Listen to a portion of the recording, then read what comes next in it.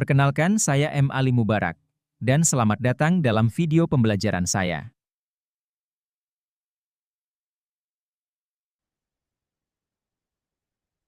Nah, ini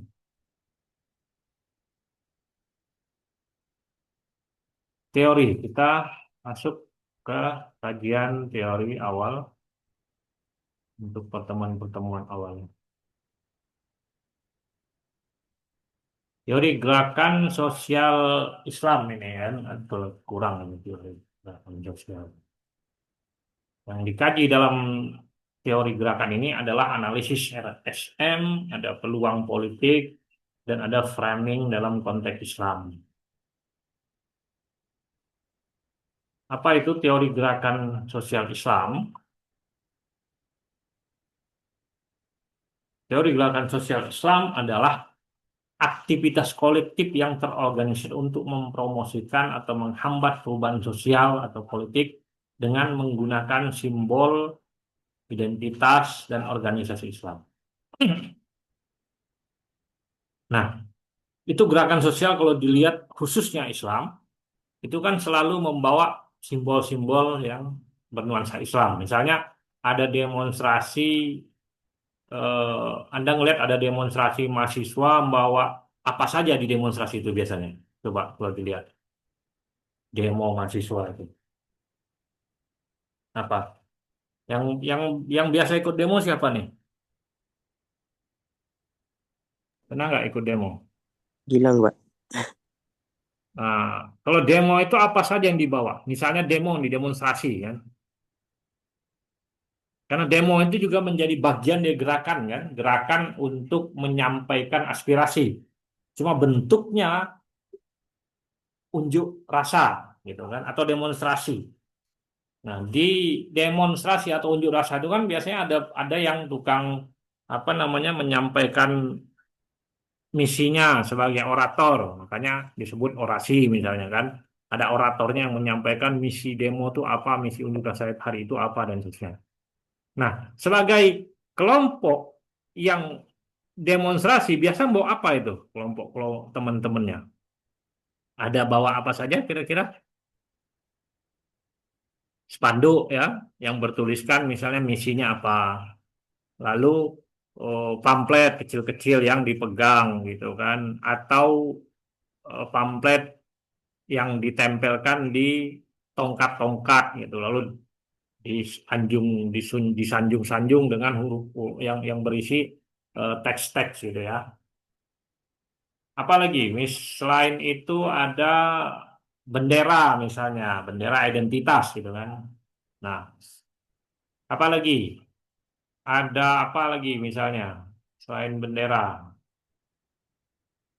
eh, apa alma mater kalau dia dari kampus tertentu gitu kan. Nah, nah ini kan kalau ini gerakan itu seperti itu yang tergambar dari unjuk rasa atau demonstrasi, gitu ya. Dia menyampaikan misi atau demonstrasi hari itu menyampaikan apa, pesannya apa, gitu kan. Itu yang pertama. Yang kedua, siapa yang menyampaikan itu, gitu, kelompok apa, sehingga akan kelihatan bahwa ini hari ini demo tentang di Jambi demo tentang misalnya batu bara kemarin. Yang demo adalah mahasiswa. Mahasiswa mana? Nah, itu diidentifikasi dengan alma mater yang digunakan. Misalnya alma maternya biru dari UIN, gitu. Atau ada kombinasi biru, oranye, itu apa lagi? Ungu dan seterusnya. Berarti ini kombinasi mahasiswa dari lintas perguruan tinggi. Nah, itu akan kelihatan seperti itu. Nah, bagaimana melihat mengidentifikasi misi-misinya apa? Ya dari pamfletnya, pamflet, spanduk dan seterusnya. Nah, itu cara mengidentifikasinya. Gitu. Makanya itu gerakan sosial itu dikenal atau diidentifikasi sebagai aktivitas kolektif yang terorganisir gitu.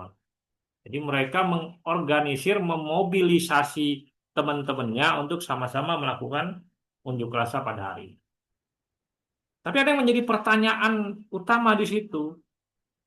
atau ada menjadi pertanyaan, beberapa pertanyaan. Yang pertama, mengapa orang mau bergabung atau apa motivasi mereka melakukan demo itu? Yang kedua, bagaimana sumber dayanya, bagaimana mereka memobilisasi jam pertemuan, jam kumpul dari kampus mana saja itu bagaimana mekanismenya, gitu kan? Lalu kemudian bagaimana peluangnya? Kapan waktu yang tepat mereka bergerak itu? Jam berapanya? Di mana tempatnya? Lalu kemana saja gitu kan? Nah, yang keempat, framingnya apa? Isu yang mereka kemas apa? Nah, itu pertanyaan-pertanyaan yang biasanya ditanyakan oleh media, oleh orang-orang yang pengen tahu ini demo dari mana. Nah, pertanyaan itu bisa terjawab. Salah satunya misalnya SDM-nya, sumber dayanya akan terjawab dengan identifikasi misalnya dia pakai alma mater, berarti mahasiswa. Yang kedua bisa dilihat dari spanduk dan apa saja yang disampaikan. Misalnya Free Palestine, bebaskan Palestina, lalu ada simbol-simbol negara Palestina. Berarti misinya adalah bagaimana menyuarakan agar bebaskan Palestina gitu. Tetapi motivasi, ya, framing, dua hal ini biasanya agak hidden agenda gitu. Ada agenda terselubung dari dua konsep ini, motivasi dan framing. Ada yang punya motivasi untuk eksistensi suara Jambi di dunia, di nasional gitu kan, bahwa Jambi juga bersuara tentang itu. Ada juga motifnya adalah ingin menggerakkan mahasiswa-mahasiswa baru agar bisa menambah ramai sumber dayanya gitu. Ada juga motifnya misalnya yang terhubung adalah bagaimana senior-senior mengajarkan kepada junior untuk bisa melakukan aksi unjuk rasa di lapangan. Ada juga motivasi yang terhubung misalnya adalah menyampaikan kepada publik bahwa Palestina itu hari ini perlu dibebaskan. Jadi motifnya macam-macam. Dan itu motivasi itu perlu dianalisis secara mendalam gitu. Ya kan? Tidak hanya motif kenapa orang bergabung, mengapa orang bergabung, tetapi motif selain orang bergabung ada apa di balik ke demonstrasi itu, kenapa mereka demonstrasi, dan apa yang mereka inginkan dalam demonstrasi itu kan di antara pertanyaan-pertanyaan motivasi. Gitu. Nah, untuk mendukung analisis motivasi, kita bisa melihat bagaimana framingnya. Kalau framingnya atau isunya dikemas hanya demonstrasi jalanan hari itu saja dan tanpa suara lanjutan, berarti itu insidentil saja gitu loh. Bisa aja kemungkinannya insidentil, hanya hanya ya sebentar saja mereka bersuara. Selebihnya tidak ada suaranya lagi. Nah, ini yang perlu Anda pahami tentang gerakan sosial Islam. Ya, gitu. Sampai di sini bisa dipahami? Halo? Ya Pak, eh, ha- Oh, ini Aji sudah ada ya, Aji, Aulia, Anwar, Gilang. Oke. Ya, kita lanjut. Fondasi gerakan sosial ada di bagaimana cara kita memahami dinamika perubahan sosial melalui kacamata sosiologi politik kontemporer. Jadi, ya tentu kan sudah belajar ya sosiologi politik. Nah, di antara kita apa di antara sosiologi politik yang tadi saya sampaikan di awal, bagaimana melihat atau mempertanyakan aspek-aspek eh, eh, yang empat tadi, gitu kan? Terutama yang dua, motivasi dan framingnya. Nah, kondisi secara sosial memang perlu dipahami lebih mendetail kan, untuk dianalisis ini dihubungkan kemana saja nantinya. Apakah gerakan ini terhubung secara nasional, bahwa pada hari dan tanggal itu mereka bergerak secara nasional atau tidak, gitu.